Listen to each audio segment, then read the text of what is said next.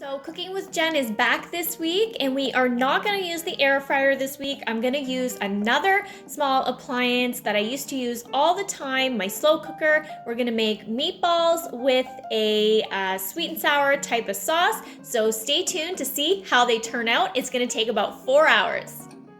So I've already pre-made the meatballs quite a while ago, and I like to freeze them so that they're ready to go, and I think it's going to work best that way. So we are going to start off with 6 tablespoons of brown sugar. And now add 1 cup of water. It says to add 1 cup of vinegar. I'm going to use apple cider vinegar because I like the flavor. Next is 2 tablespoons of soy sauce.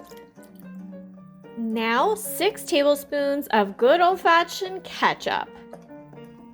Now for some spices, a 1/4 teaspoon of ground ginger, 1/2 teaspoon of garlic powder, also 1/2 teaspoon of onion powder, 1/4 teaspoon of dry mustard, and to thicken up the sauce, a 1 tablespoon and another 1/2 of cornstarch. So lesson 101, read the recipe in its entirety. It looks like I've already messed up and I wasn't supposed to add the cornstarch to all the other ingredients, but I'm sure it'll be fine. Now, mix it all together. So we've set the slow cooker on high for 4 hours.